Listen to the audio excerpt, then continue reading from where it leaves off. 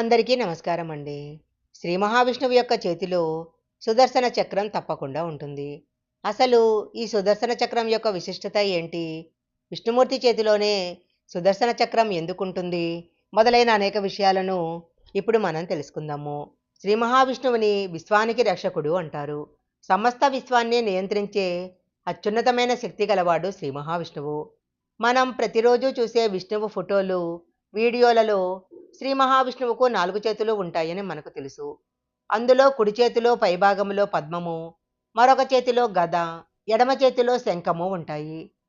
ఇవే కాకుండా మరొక చేతిలో సుదర్శన చక్రం ఉంటుంది. ఈ సుదర్శన చక్రానికి విష్ణుమూర్తి 8వ అవతారమైన గోపాలునికి అవినావ భావ సంబంధం ఉంది.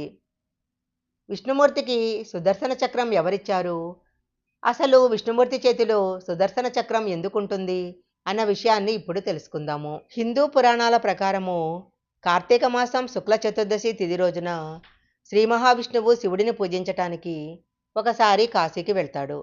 అక్కడ మణికర్ణికా ఘాట్లో స్నానం చేసిన తర్వాత 1000 బంగారు తామర పువ్వులతో శివుడిని పూజిస్తానని మొక్కుకుంటాడు. అయితే సంప్రోక్షణ తర్వాత విష్ణువు పూజను ప్రారంభించే సమయంలో శివుడు తన భక్తిని పరీక్షిస్తాడు. ఆ సమయంలో ఒక తామర పువ్వును తగ్గిస్తాడు. ఆ సమయంలో విష్ణువు తాను మొక్కుకున్నట్లు 1000 తామర పువ్వులు సమర్పించాల్సి వచ్చింది. అయితే ఒక పువ్వు తక్కువైన సందర్భంలో తన కళ్ళు తామర పువ్వును పోలి ఉంటాయని భావిస్తాడు. అందుకే విష్ణుమూర్తిని కమలనయన పుండరీకాక్ష అని కూడా పిలుస్తారు. తామర పువ్వు స్థానంలో తన కళ్ళను సమర్పించాలి అనుకుంటాడు. తన కళ్ళను శివయ్యకు సమర్పించటానికి సిద్ధపడే లోపు శివుడు విష్ణుమూర్తి ముందు ప్రత్యక్షమై ఇలా అంటాడు, విశ్వంలో నీలాంటి భక్తుడు లేడు. ఆ సమయంలో శివుడు శ్రీహరికి సుదర్శన చక్రాన్ని ఇచ్చి, ఈ చక్రము రాక్షసులను నాశనం చేస్తుంది, 3 లోకాల్లో ఇది సాటిలేని ఆయుధమని చెప్తాడు.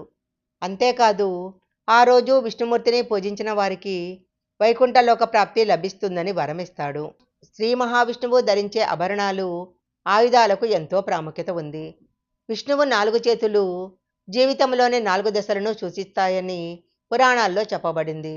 మొదటిది జ్ఞాన సాధన, రెండవది కుటుంబ జీవితము, మూడవది వనవాసము, నాలుగవది లోకాన్ని త్యజించటము. అలాగే విష్ణుమూర్తి 2 చెవిపోగులు జ్ఞానము, అజ్ఞానము, ఆనందము, దుఃఖము, 2 వ్యతిరేక విషయాల కలయికను సూచిస్తాయి. శ్రీ మహావిష్ణువు శేషనాగ పాడగపై శయనించి ఉండటము మనం చాలా దేవాలయాల్లో చూస్తుంటాము. ఇలా ఉండటం అంటే ఒక వ్యక్తి సుఖం దుఃఖం అన్నీ ఒకేసారి ఎదుర్కోవలసి వస్తుందని నమ్ముతారు. జీవితం ఆనందంతో పాటు బాధను అనుభవించే వ్యక్తి బ్యాలెన్స్ అవుతుంది. అంటే జీవితము ఆనందంతో పాటు బాధను అనుభవించే వ్యక్తి ద్వారా బ్యాలెన్స్ అవుతుంది.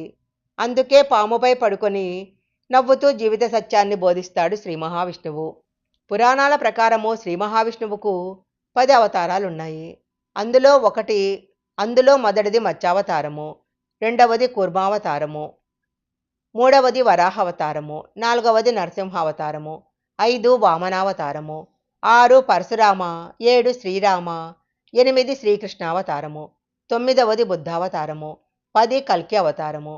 అయితే కల్కి అవతారము ఇంకా ఎత్తనప్పటికీ భూమిపైన పాపం చెడు పెరిగినప్పుడు కలియుగం అంతంలో విష్ణువే స్వయంగా కల్కిగా అవతరించి అధర్మాన్ని నాశనం చేసి ధర్మాన్ని కాపాడతాడని చాలామంది నమ్ముతుంటారు.